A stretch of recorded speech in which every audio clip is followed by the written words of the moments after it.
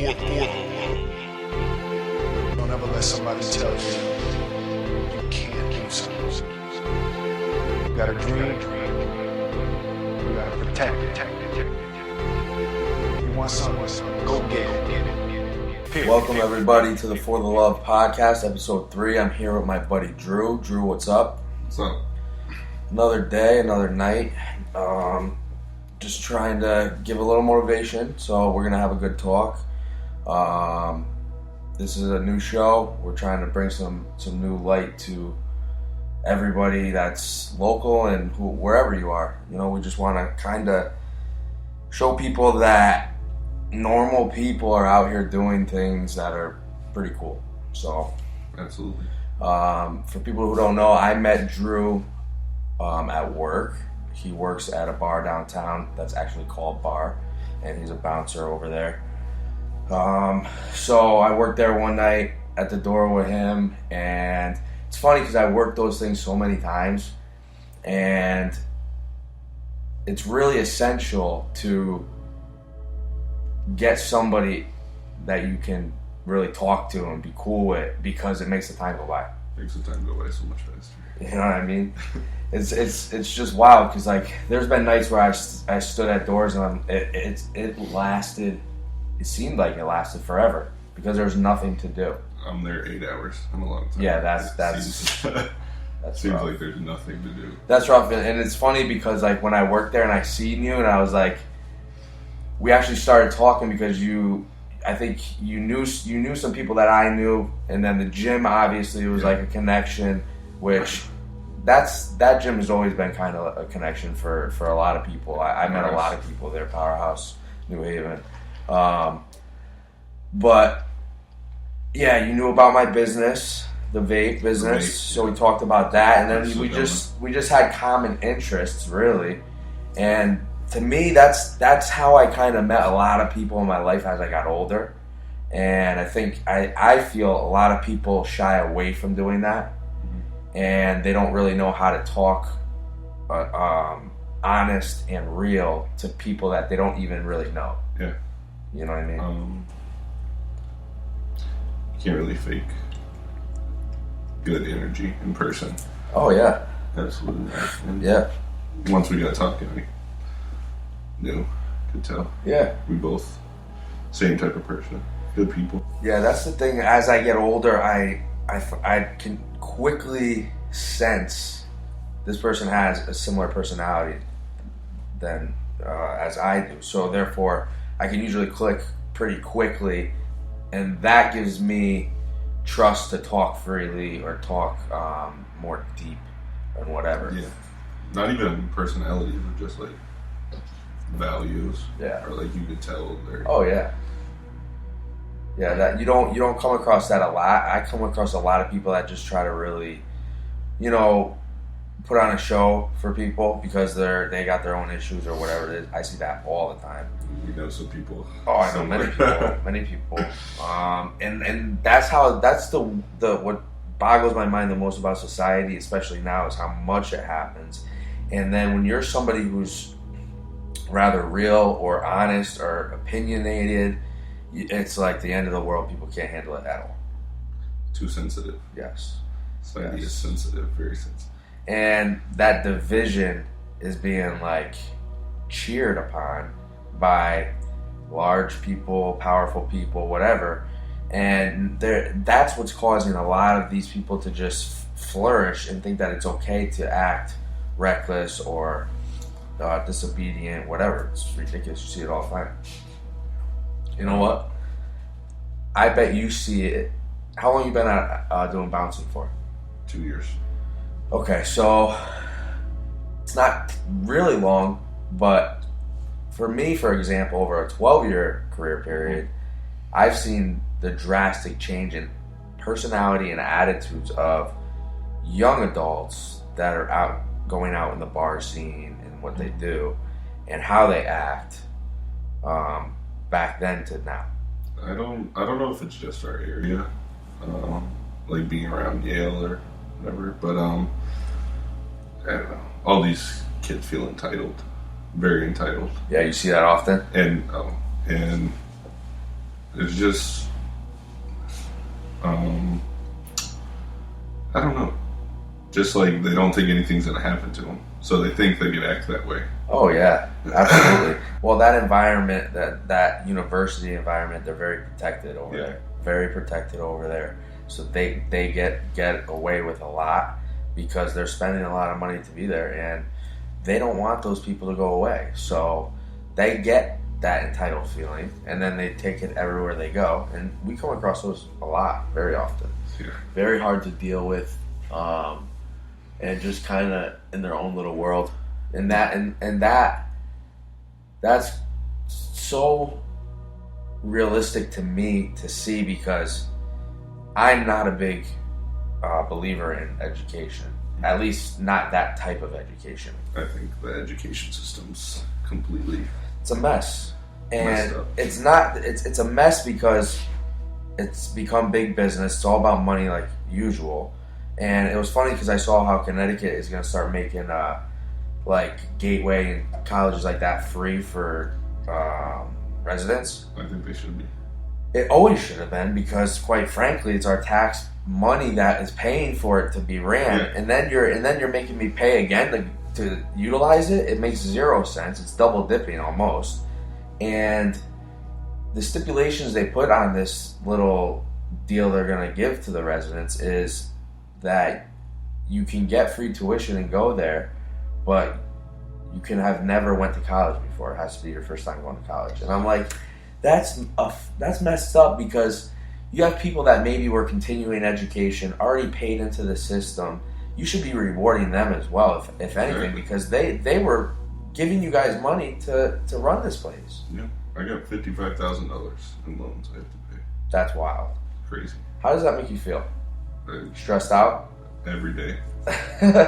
If you see that $700 a month is what they want me to pay starting like next year. No. Swear to So God. you haven't even started yet. I pay the interest payments, so like, Yeah. I think I pay $300 a month right now. And listen, there's some people that pay that for the rest of their life. And that Crazy. makes zero sense to me. I could see making people pay for room and board, food, things of that nature. But the actual education, no. That should be free. Absolutely. You know what I mean? And they're just profiting off of everything. It's sad to So much see money. that. Sad to see that. But I don't believe in that type of education. I believe in more self-awareness. Yeah. You know, because I look back and I'm like, half the shit I learned in school, I don't utilize at all. I really don't. Do I think it helped me? Yes, it helped me be more structured probably, and maybe obedient to a way. But it's not really utilized in my life much, I don't feel. Yeah. No, absolutely not. And I didn't even finish college. I did the 2.5 years. What made you stop? I did not think I was getting what I paid for. Really? There was Honest no answer? Yeah. And it wasn't engaging me enough. I would skip all of my classes, but still somehow like pass. But then I was like, why am I even doing that? If I could just go online and like learn something new or like read a book. Yeah.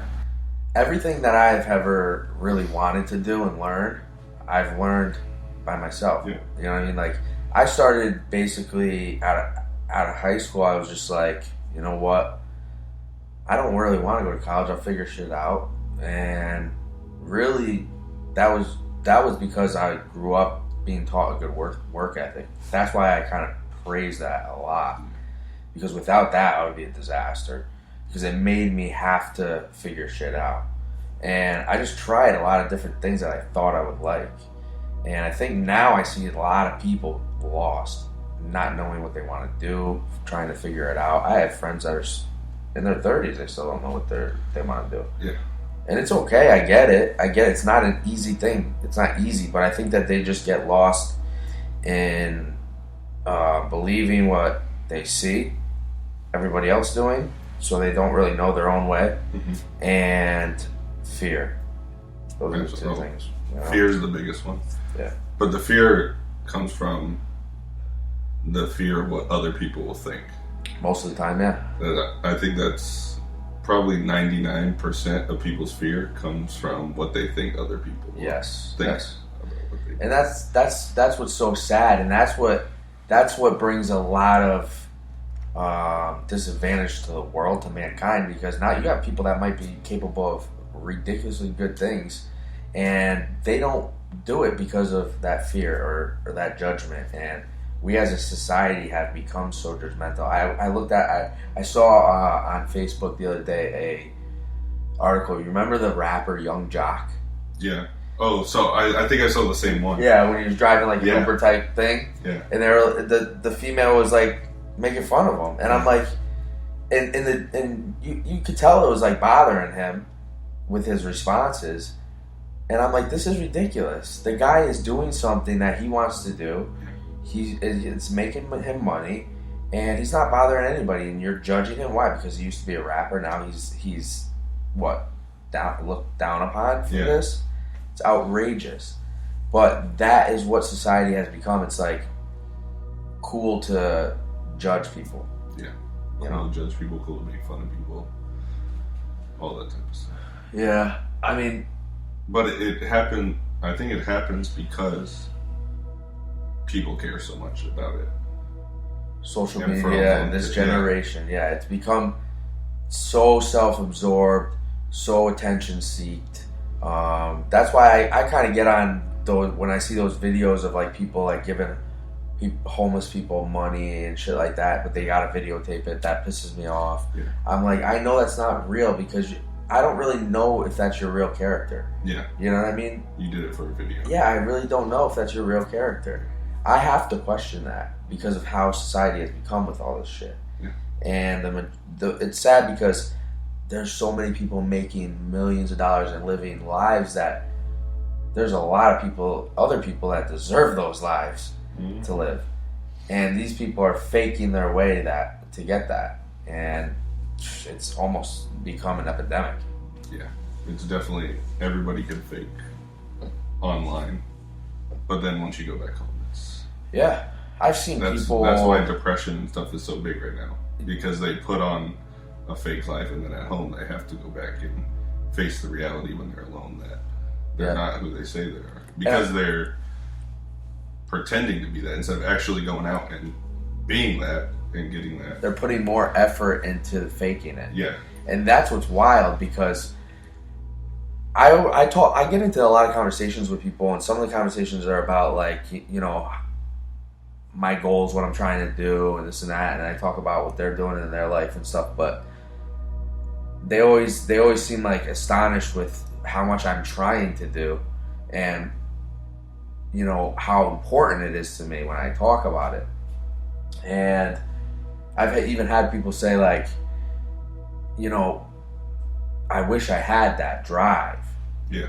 I just go throughout my daily routine. It's just and I see that more and more now that I observe what people are doing, and I'm like, that's why I see people never really get to where they want to be, and that's where I think a lot of the depression also comes from, especially as you get older. Oh yeah. If you don't accomplish anything in life, you regret it eventually. And how old are you? 22. Let me tell you something, bro. A lot of people at my age, I don't think They don't have your mentality at all. And that's why I'm 34 and I connected with you, because mentalities, you know what I mean? Similarities. And to me, I respect stuff like that because I'm like, all right, I look at this dude, he works hard, doing everything out himself. He has goals for his future. He's planning things. That's how I think when I'm speaking to somebody. I'm kind of analyzing all that shit. Yeah. And I don't think people really do that. No.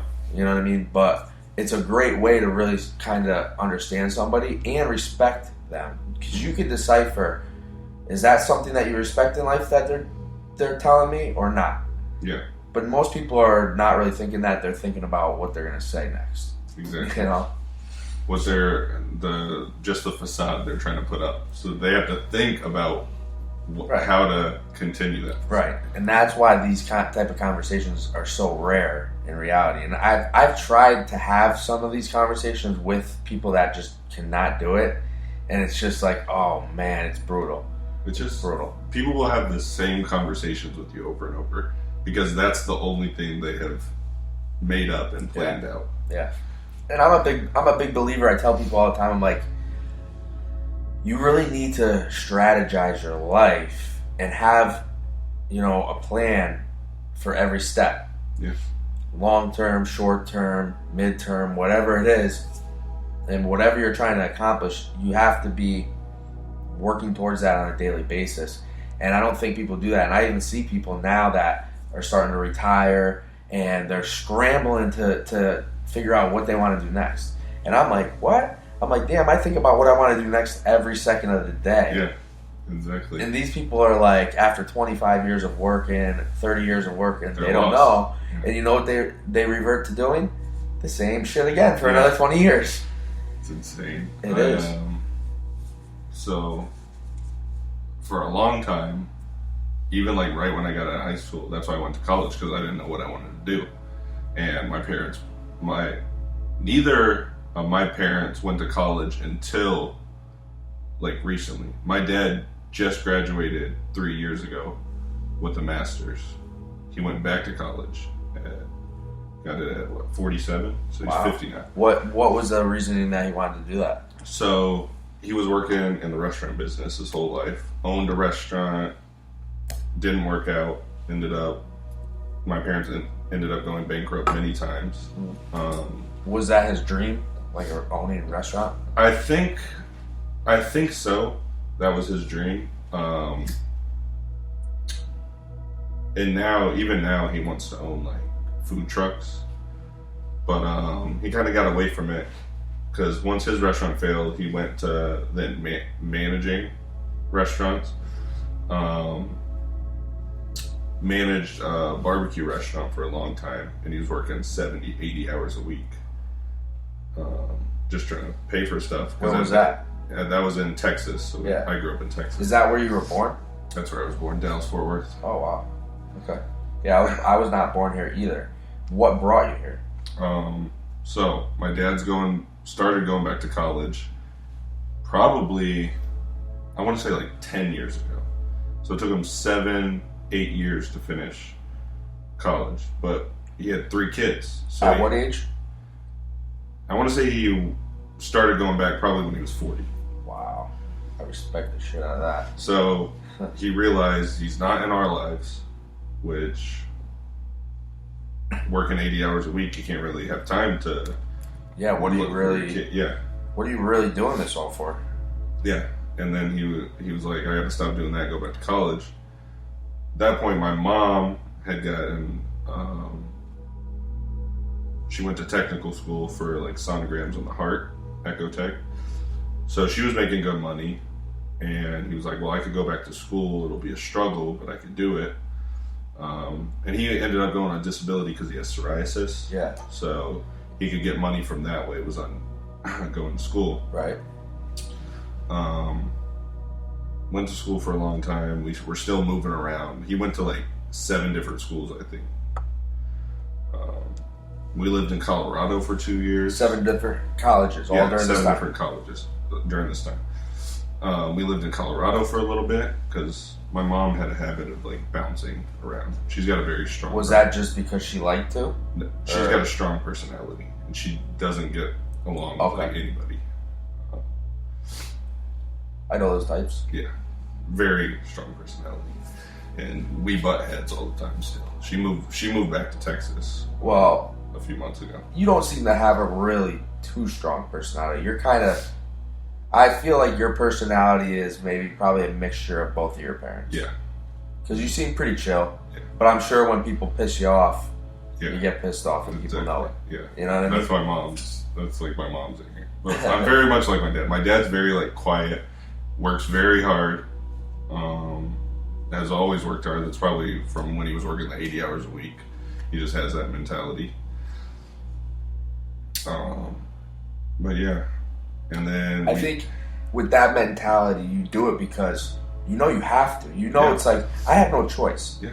This is just what you do if you want to succeed. And the problem is a lot of society can't do it. No. They just can't bring themselves to do it. I think everyone can do it. Oh, absolutely. Everyone just doesn't necessarily know how or are too scared. There's that, and there's an excuse for everything. Yeah. There's an excuse for everything. I've heard it all, seen it all. And it's never themselves. But we are all capable of everything. I see people doing crazy good things, awesome things that came from nothing. Yeah. So that's why when I get pissed off when I see people say, oh, I haven't had the same opportunities, this, that, and the other. And yes, that may be true, but at the same time, you have to make those opportunities for yourself, and you can. You want to connect with people, you have the ability to do it, especially in this generation. Yeah. You know? So that's kind of what I was trying to say. Like, I was lost coming out of high school because both my parents wanted me to go to college. I didn't know what I wanted to do. So I went to college, racked up a lot of debt. But in that time, that's when I started like discovering myself. It's like I watched a lot. I was very antisocial. It came from moving around all the time. I think growing up, I probably moved like 14 times. Wow. In my life. My parents went bankrupt. All over the country. Yeah. Well, Texas. Yep. I probably moved like 8 times in Texas. We moved to Colorado for 2 years. Maybe even 1.5. How was that? I hear it's nice up there. It's nice in Colorado. We lived like in the mountains too. Yeah, yeah. What was your At favorite? Mesa Valley. What was your favorite place you lived? The last place I lived before we moved to Connecticut, we moved back to Texas. We were living in Belton, Texas, which is like an hour north of Austin. Yeah. And near like Baylor University, about like 30 minutes from Baylor. Yeah. I hear Austin's awesome. Beautiful. So I never spent much time in Austin that I could remember. I remember like going on a school trip. I always did well in school, so I was in like they called it gifted and talented, which was just a separate class. I can see that. That they were like, oh, you guys have good test scores, so we're all going to put you together. We went to like University of Texas. That's nice. That's about the only time I've Pretty cool. been to Austin. But yeah, Belton was nice. I really like Belton. Everywhere I've lived has been like pretty diverse. So how'd you end up here? So my dad finished his bachelor's, and then he was like, I'm going to go for my master's. Well, my mom's strong personality once again. She got in an argument at her job, cursed out her bosses, ended up getting an interview here in Connecticut at Yale New Haven. They brought her on, paid her well. She lived here for, I want to say like 5 months, and then we moved here once my year of school finished. That was my freshman year of high school. So I started my sophomore year of high school here in Branford, Connecticut. Okay, so interesting. All right, so you went to high school here. Did you? Yeah. Now you're a big dude. You guys don't know this dude. He's big. How tall? 6'4". Pretty big. Sports? You play sports? I played football and basketball. Which one were you better at, do you think? So, football, once I moved here, I didn't like it because it was totally different from Texas football. Like Friday Night Lights, all that. Oh, God. It's basically like everywhere in Texas. Yeah. My high school had a Jumbotron. Spent millions of dollars on their weight room. Really? We had my freshman year was the senior class. I think like 11 players went D1 for football. Shit. I came to Branford there. I don't think Branford's in like the past 10 years, maybe like a couple people went D1. Now let me ask you, these teams for these schools in Texas that you're watching, that these athletes are like unbelievable at that age, right? My friend in 8th grade squatted, I want to say it was like 545 pounds. Holy shit. In 8th grade. Holy shit, dude. A lineman. Now, any of these kids go anywhere far? I haven't talked to that kid in a while. I don't think his grades were never good. Yeah, that is another thing. But you know what? You know, in the NCAA, they're getting. They try to get him in. Oh, of course. He probably played. To be honest, he probably played somewhere. He was pretty good. Yeah. But yeah, it's definitely a different beast down there, dude. Definitely a different beast. I don't really know. You know, up here it's like we have some good athletes. Yeah. But the Northeast doesn't produce anything crazy. New York sometimes does. Maybe like the Massachusetts area, Connecticut. We do have some players that came out of here, but not crazy. I think for basketball, Connecticut's pretty good. Yeah, true. Way better than their football teams are. But basketball definitely more so. Yeah. And when I came here, I always liked basketball more, I think. So that's what I did. In Texas, I was a point guard. Really? Dude, growing up. 6'4"? Well, Texas. The center of the basketball team was 6'9". Jesus. So now down there, are they good at that as well? yeah, basketball's good. Like, you got to think. So the schools had, like, we would go before school workout. During school, they had a period called athletics, where you go to your coaches for whatever sport you play. You either lift weights or practice during school. I think that's a great idea. Instead of gym class. Because you know what? They're recognizing that there's some lucrative careers that can be made, and if these kids have talent, you're basically contributing to that by teaching them and helping them bring that talent out. Yeah. And I don't see any schools really up here doing it. You know what I mean? Yeah. Not like they do it down there. Yeah. Programs are not the same. I think that's what started, like, my work ethic. The coach there. So I would go before school, during school.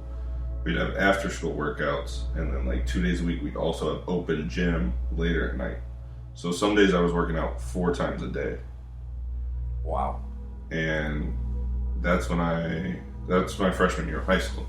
So then we moved here, and they didn't do anything like that here. Like, there were no team workouts. All we had was our, like, basketball practices after school, and that's it. Nobody made you lift weights. They didn't even have, like, really coaches in the weight room. Like, the school had a weight room, but it was trash. Yeah, they don't really supervise it and shit. So for, like, sophomore, junior year of high school, I, like, really didn't lift, like, at all. And I was, like, super skinny. And then this kid, my best friend, he moved here from Florida. He went here in middle school, his parents divorced, whatever. He went down to Florida. He moved back up here our junior year of high school, and he worked out, like, a lot. And I would just go to the weight room sometimes, and I always saw him working out, and I was like, he works out like I used to work out in Texas. So I feel like coming from Florida is probably similar. Right. Because it's down south. They do things the same. Florida produces good athletes too. That's very true.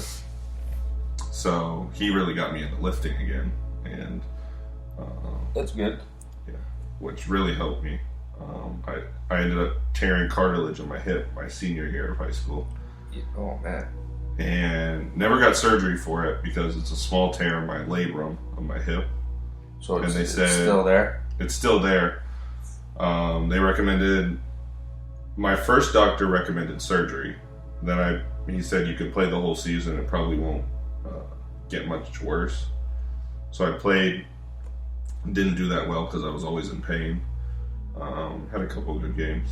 But then after the season I went, my dad started at Yale, so we got on the Yale health plan, university health plan. And I went to a doctor there, and they said I wouldn't do surgery unless it's, like, really bothering you. And at that time, it really wasn't bothering me because I had stopped playing basketball. Right. And so they sent me to physical therapy, and that's when I started really working on my legs. They told me if you strengthen, like, the muscles in your leg, the hip will stop bothering you as much. Because right now a lot of stress is being placed on it because your legs are... And I never lifted legs, like, that hard. Yeah. So And they say bigger dudes have a lot more stress on their lower extremities, I think. Yeah. I don't know. I want to say my genetics are kind of good because my dad has like really strong legs. Like in high school, he was squatting like 4.25 plates. How about health-wise? How do you think your genetics are? I always wonder that. That's the biggest thing I think about now. It's like, what did my family have, disease-wise, or whatever, and down the line. I definitely have some predispositions. My dad's mom died a few years ago at like 62. That's pretty young. Heart failure, and then my mom's dad just had a heart attack a couple years ago. He was probably 70. So a little later, but I mean, like, I look at how they ate and like things they do. I mean, they never really exercised. True. They didn't really eat right. Okay. That definitely is a contribution to the result. Yeah. But those are definitely things I would still think about. Yeah, I always think about it. I tell my doctors, like, yeah, listen, they have some heart conditions. Absolutely. And that's excuse me, that's where people in this society go wrong. They don't want to go to the doctors. They don't want to listen. They just eat like shit, and then when something happens to them, they're like, oh my god, what the fuck? And they blame everything else. And you got to know your body, you got to know your health, your genetics, and all that to really kind of prepare properly. Yeah, absolutely. Have a good routine, so on and so forth. So you get out of high school, right? And you don't really know what you want to do. So you go to this college, you get in debt. Yeah. When you're losing all your money, you start to think about what you really kind of want. Yeah. How does that go? So I was still lost. My first year of college, I commuted to Southern Connecticut State. That's in New Haven. I was still lost. I finished the year. I was like, struggled through it. Still, at that point, my first semester I did pretty good. Second semester I started learning, nobody's making me go to school. So I could kind of just skip classes and stuff. Still passed, and stuff, but not getting good grades. And it just wasn't engaging me. Like I'm teaching myself everything out of the textbook or online and just winging my way through it. And I did like a semester or two at Gateway, and I noticed that this is kind of when I understood my brain a little bit, and that's the other things that people don't really think about or recognize when it's happening. And I recognized that I did very well in certain classes: psychology, criminal justice, history, things that like engaged me, my brain really, and that I was interested in. Yeah. Creativity type stuff, math, pretty much science. I never really liked science, although I see a lot of different aspects to science now that I am interested in. But the science that they teach really in school, I never really was into. I would fail all those classes. Mm-hmm. So I realized, what am I going to do here when I'm not interested? I can't turn that on. I don't know how to turn on not interested. Yeah. I was having the same problem. And at this time, this is how I got into the music stuff. In high school, so this is years ago, I kind of discovered Russ, who we were talking about, an artist. Good artist.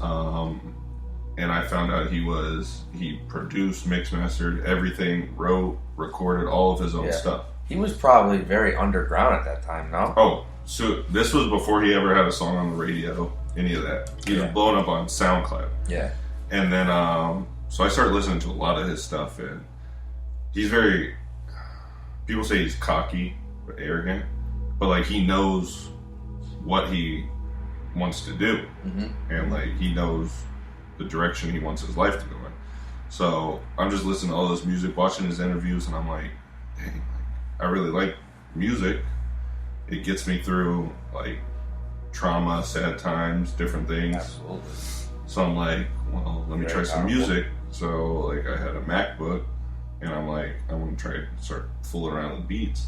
Yeah. And then I was undecided still as a major for school, so I started taking electives or classes that counted towards like a degree.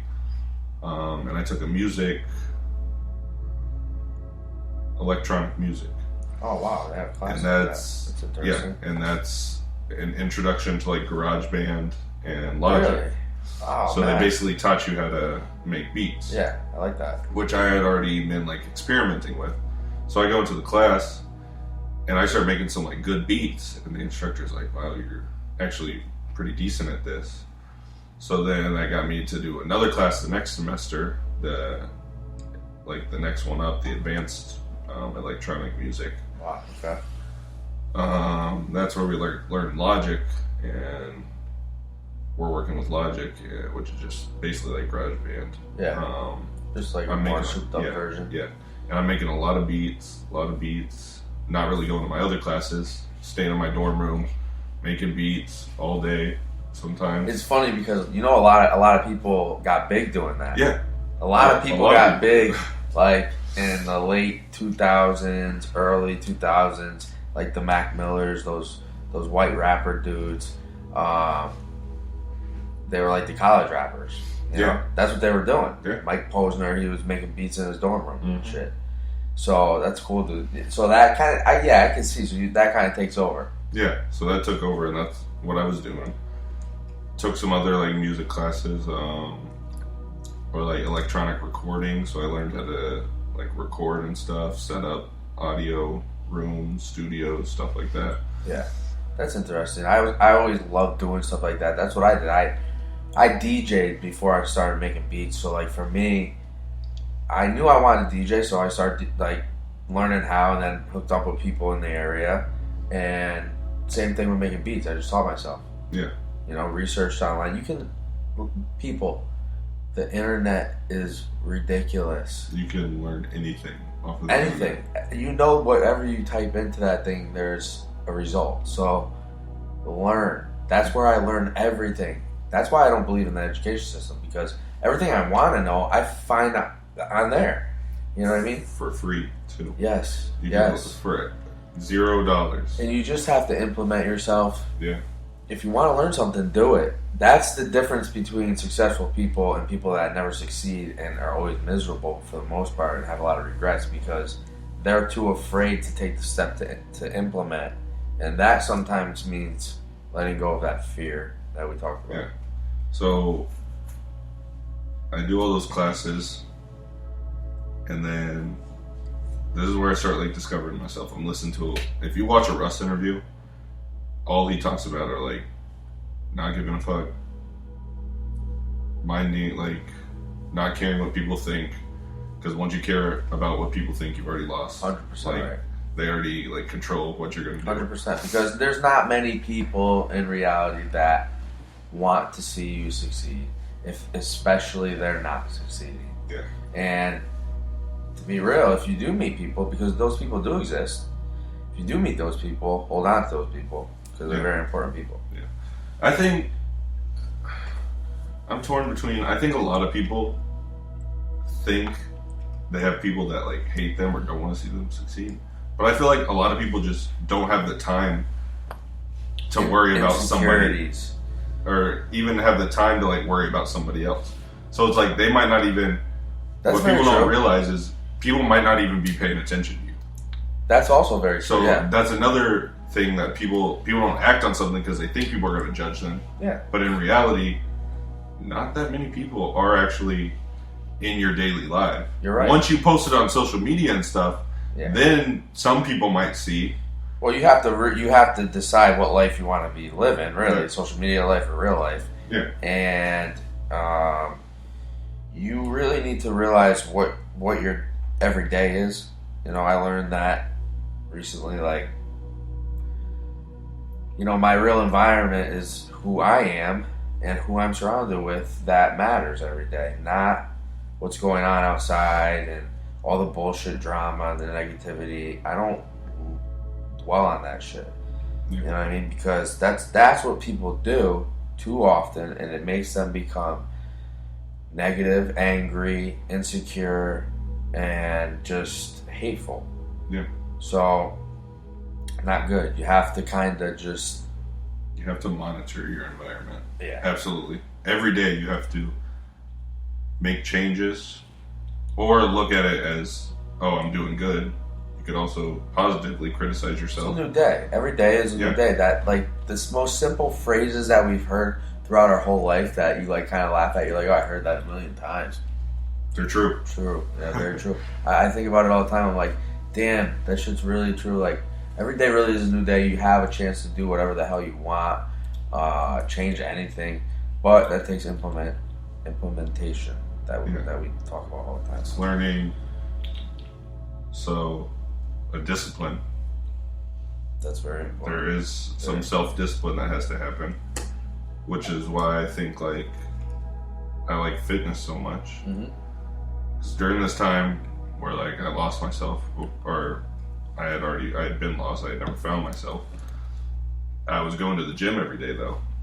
So the gym. When I went to the gym, put my headphones on, I could completely block out the world, and then I get to listen to whatever I'm putting in through the headphones. So I'm watching interviews of confident, successful people.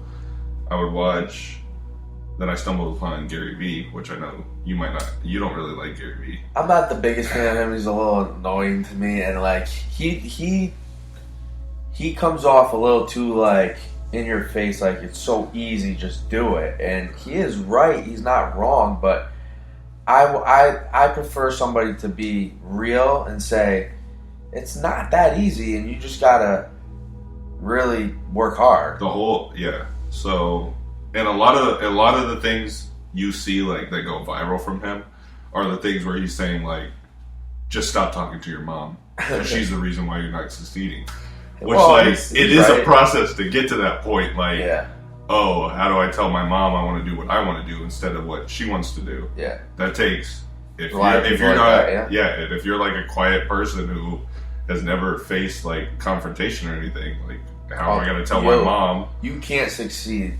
If that's your personality trait, I will tell you right now, it's not that you're a bad person and you know, all that, but if you can't confront something in life, people will walk all over you. And to succeed and get to where you want to get to, you have to have the balls to say, no, this isn't right.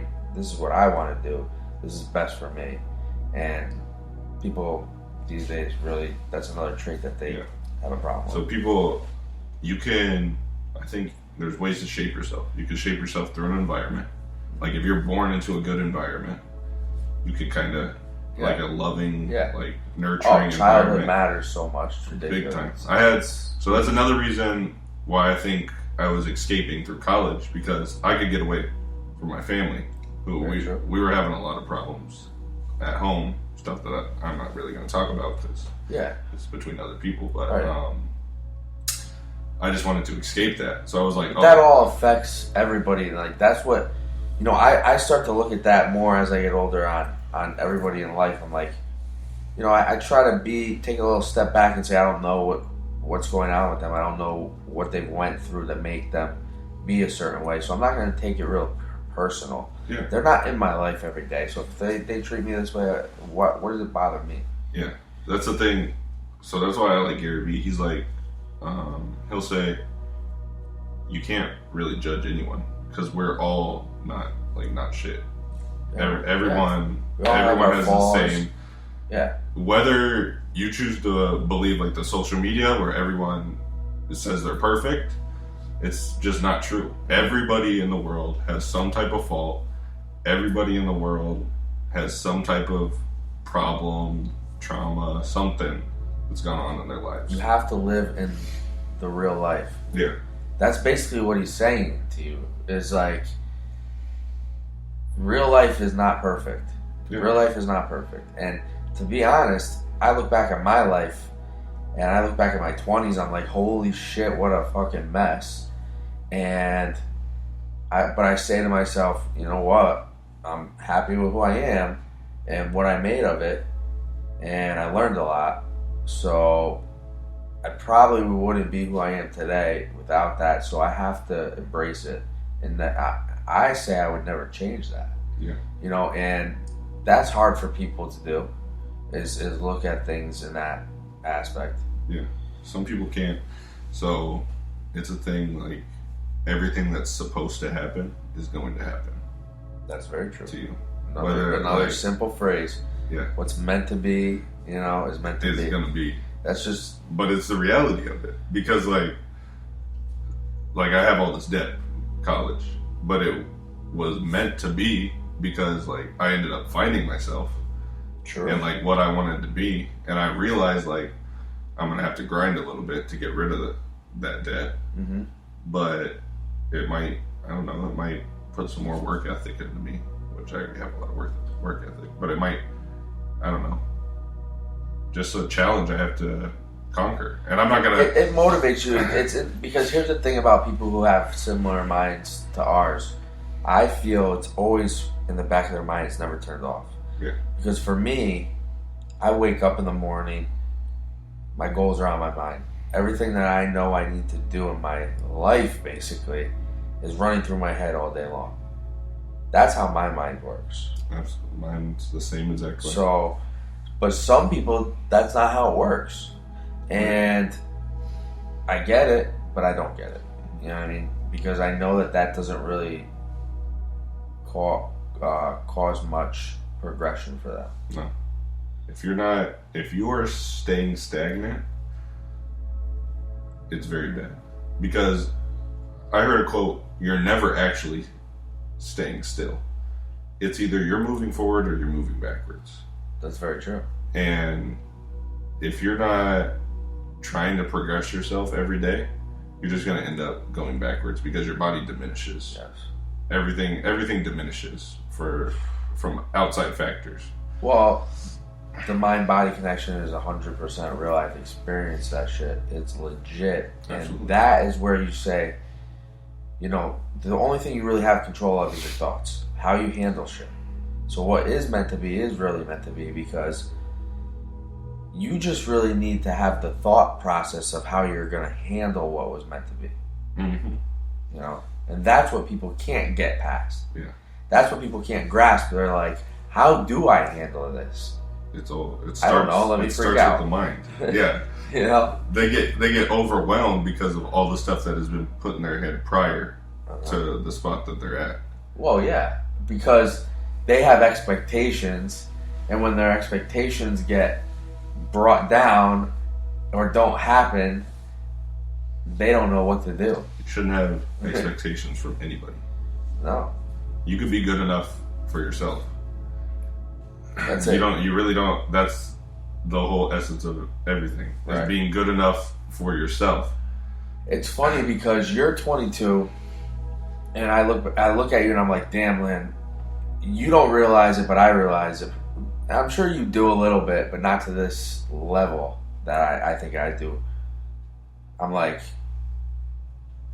this kid, to realize what he wants to be and what life really means to him at that age is huge. Okay. Very, very important. I think I'm on the right path. Like I haven't. Like so, growing up, I always wanted to be a cop. Right. Got out of that once I went to college, and I was like, I don't know, what do I want to be? Uh-huh. But somehow it's like brought me back to that same like childhood.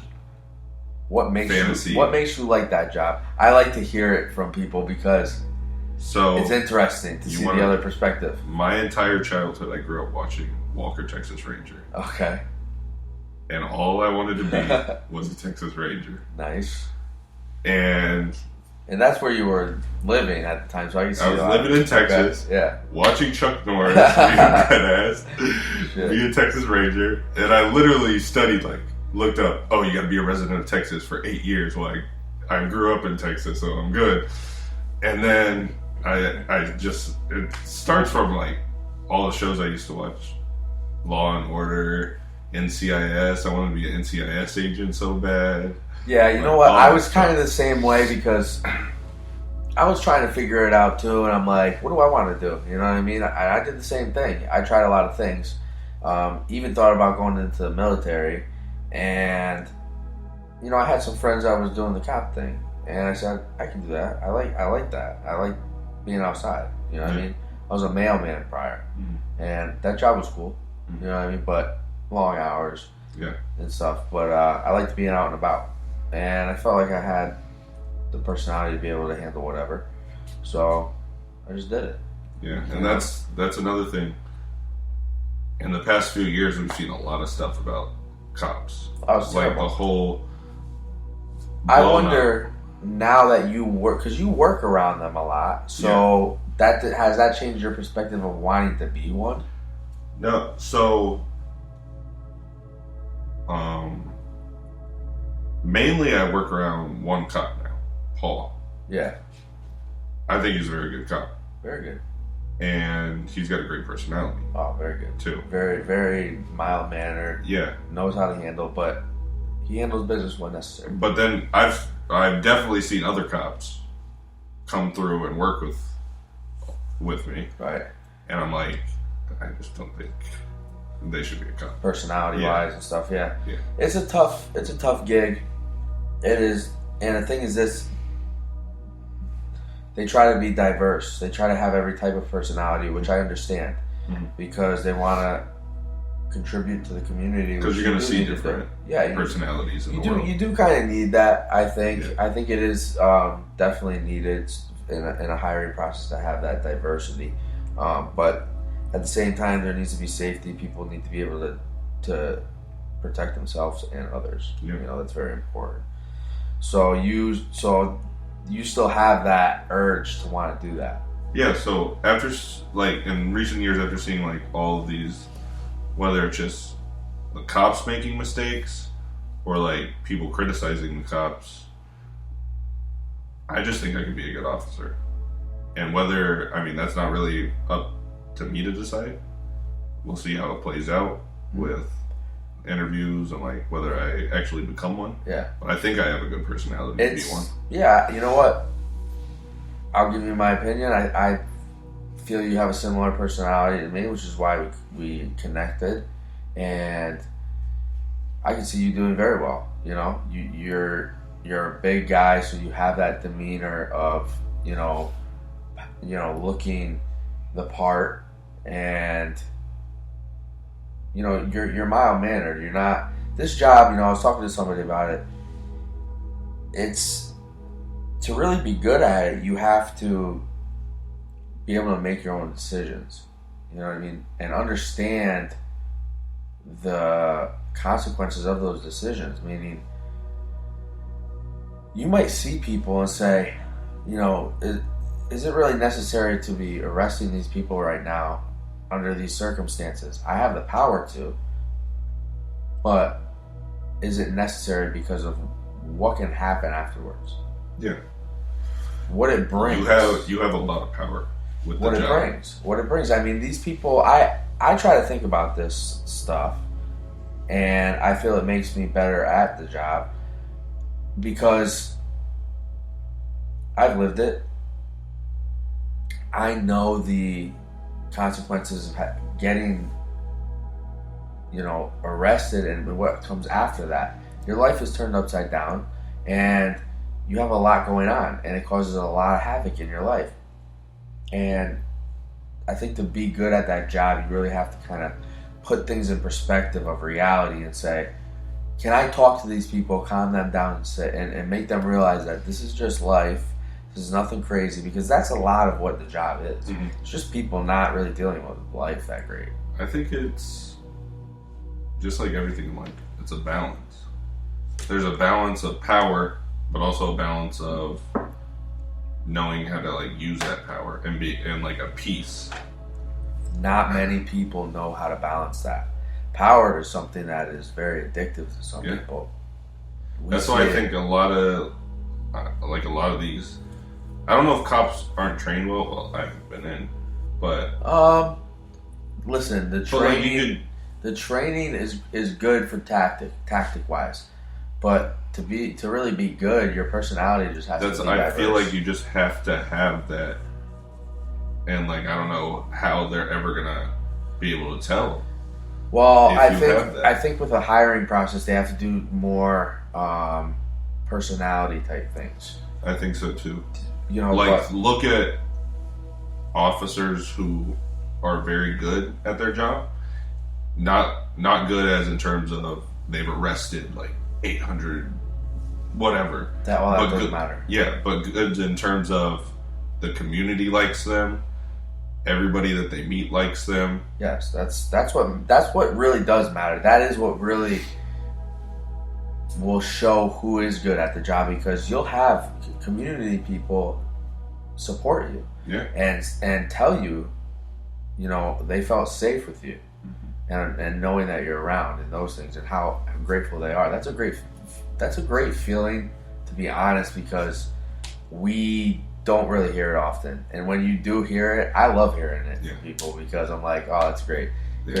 And I know that those people love saying it to us. Yeah. Because they know how hard it is right now. Yeah. And I'm very grateful for those people, because it does bring my day up when somebody pulls up next to me and they're like, hey, because 90% of the time I'm thinking in my head, I'm like, they have a complaint. What's the complaint? Yeah.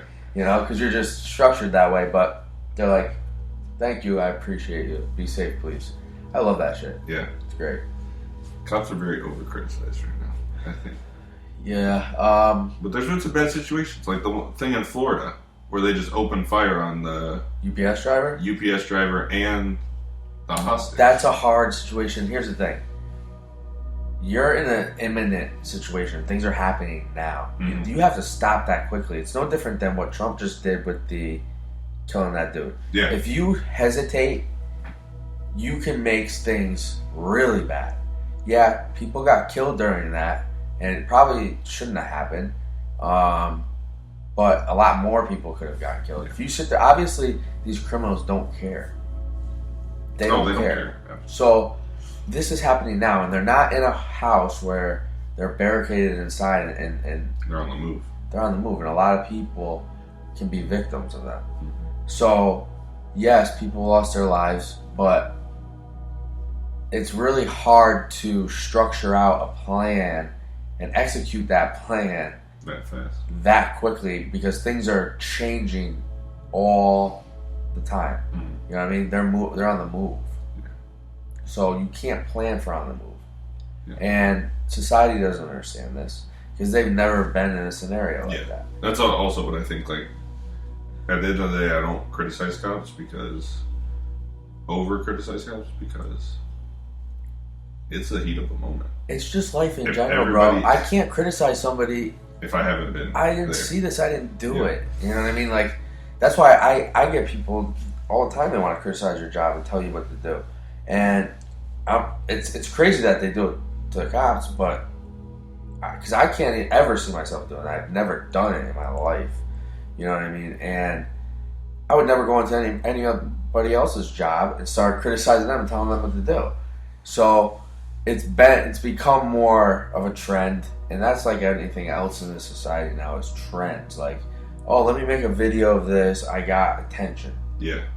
You know? I think everybody, even in art and bouncing right now, people come in and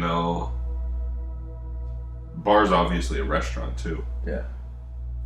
But they'll tell us how we could do our job better. A lady came up the other day, and they had agreed that their reservation would be over at 8.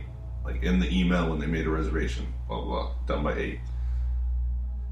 She comes up to us, you guys should do a better job of communicating that. I was like, what more? They sent you an email. You clicked the box that said, yeah, because you see all that stuff. That's how it works. And then you're going to tell us we should do a better job. We should be nicer, more respectful. When you told us, F you, we're going to stay here till 8:15, whether you like it or not. Literally what they said to us. No. Yeah. I was like, that's but you're the ones who who did all this, and then you're going to tell us how we could do better. We could improve on our customer service after you're not being reasonable at all. This is how it should have went. They should have asked you prior if they can stay a little longer. Yeah. And maybe you guys would have obliged. Yeah. And the thing is, the party after them were running late. Yeah. But because they acted so hostile, and now you want them gone. yeah, I'm and not now gonna, I won't. why should I be nice to you now? Yeah.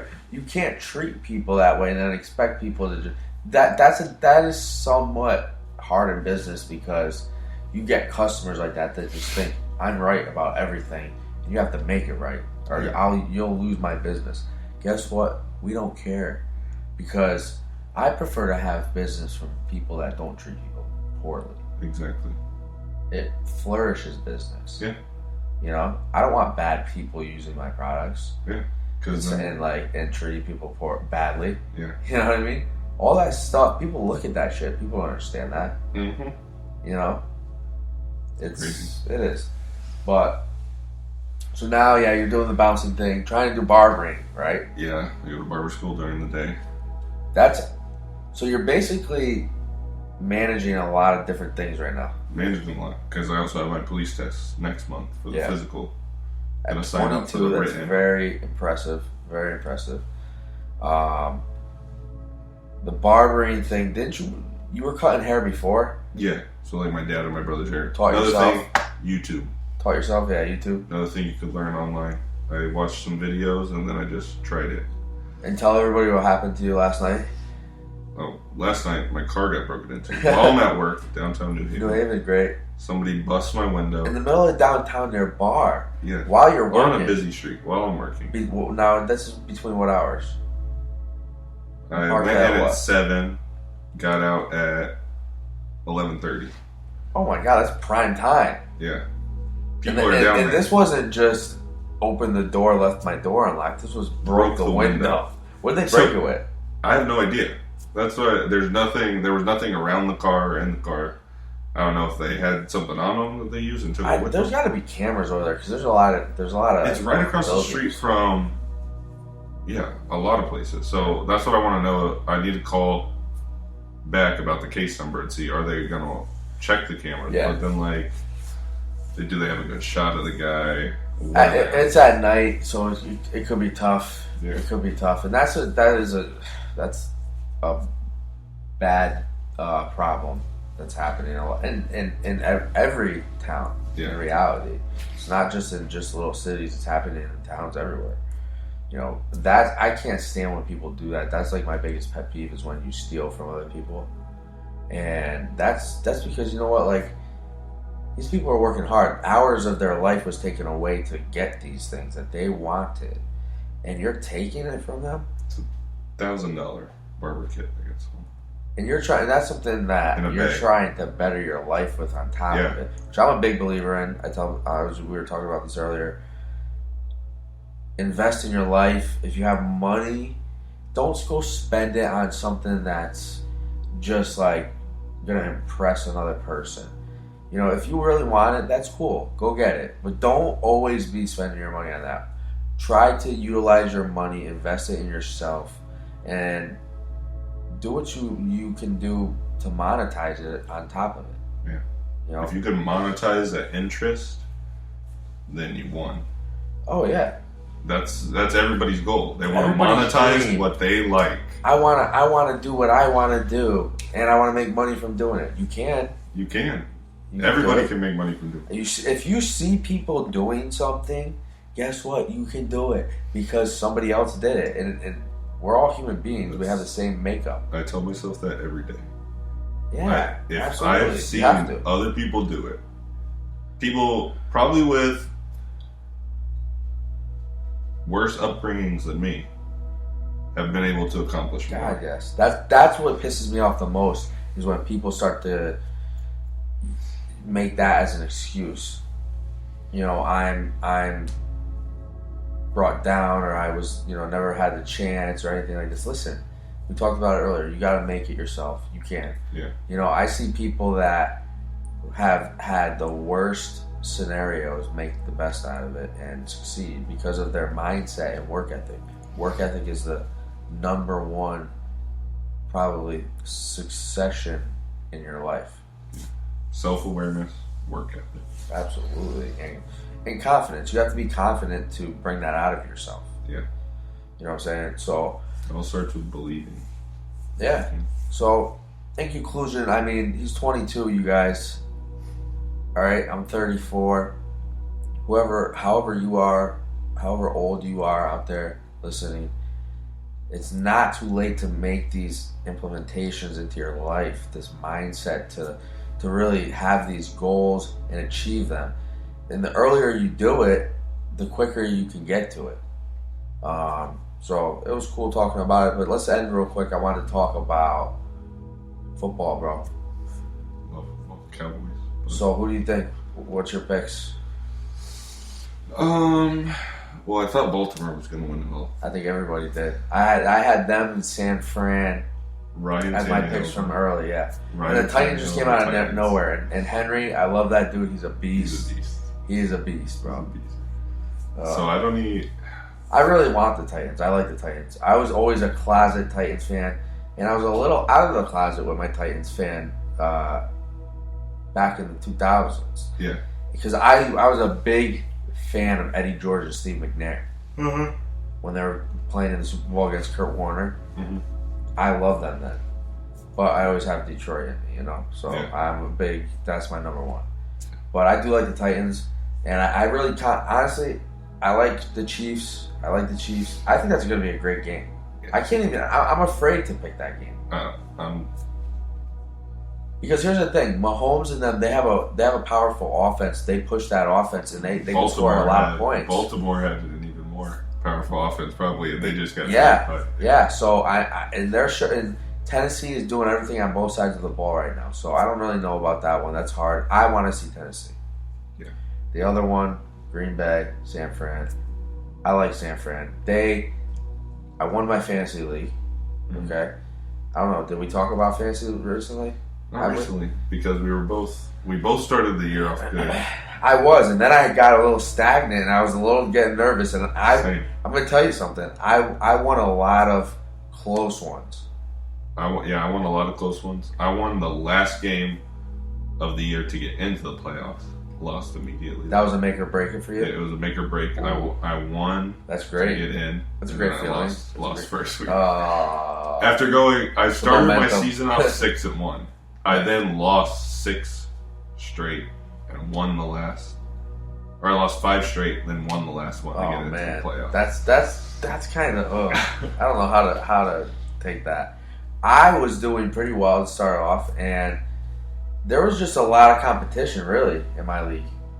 And the guy who won was in first. He stayed in first really the whole time. He had a pretty good team, and I was really hovering around second, third, fourth the whole league. And then I bumped up to second, but I won a lot of close ones. One. I told you, 1 week I won without a quarterback. I had Patrick Mahomes injured. I had Dak Prescott on a bye week. I had to drop one. I'm not dropping one. So I was like, I'm going to sacrifice it. And the dude I played, he lost because he just had a terrible week and bad luck. Yeah. I won on a lot of luck too. Like 1 week I had I was playing against Alshon Jeffrey, and basically I was only up by maybe 4 or 5 points. I was like, this dude does anything, I'm done. Yeah. Gets injured, he's out. I win. I'm like, oh shit. Look. Later in the season, it was, I think this was to secure second place, which was money. Yeah. And I was only up by, again, a very few. The other dude had Carson from the Seahawks, gets injured, I win. I'm like, oh my god, I got so lucky. And then in the championship, bro, it really came down to the fourth quarter of the San Fran game for me. Mm-hmm. And I forget what game that was, but that they were playing. It was week 17, because our league went to week 17, which I don't really like that too much. Yeah. Because you have to worry about who's not playing who. Yeah. Ours went to 16. Yeah, most do. But I got lucky because I had Mostert from San Fran, and he scored 2 late touchdowns. Yeah. in the fourth, and that pushed me to win. But it was really fun this year. It was really fun. So now, of course, you want to, defend that next year. So that's my plan for that. But so you lost in that first round. Yeah. Do you do any other leagues? I did the one league, and then I'm in fantasy basketball right now. Oh, okay. Which I'm doing really good. But I picked Steph Curry. He's out, but I've still been winning like every week. Yeah. A lot of people do different ones. I might get into some different ones. It's a lot of maintenance stuff. Yeah. But I hadn't even looked at my fantasy basketball one. I've looked at it like once this season. Yeah.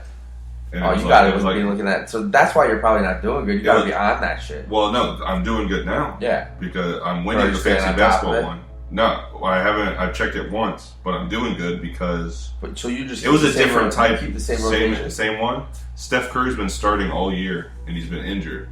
But the way we did it was by categories. Yeah. So every week you play someone, and it's like total points scored, total rebounds. It's not like individual players get individual points. I got you. Yeah. So like, I don't know. Okay. We did it good, so it's been working out for me. All right. Yeah, I might get into There's something. like $50. I think it was a $50 buy-in for this league, and we got like 8 people. Interesting. Yeah, I might look into something. Maybe I know they got a golf one. I might do that maybe because basketball's a little. I don't follow it too much, but all right, we're gonna get out of here. That was a good show. Look out for the next one, For the Love. This is episode 3. Follow us on Spotify, Buzzsprout, Apple Podcast, and SoundCloud. I'll talk to you guys later. Drew, Thanks for having me. Take care.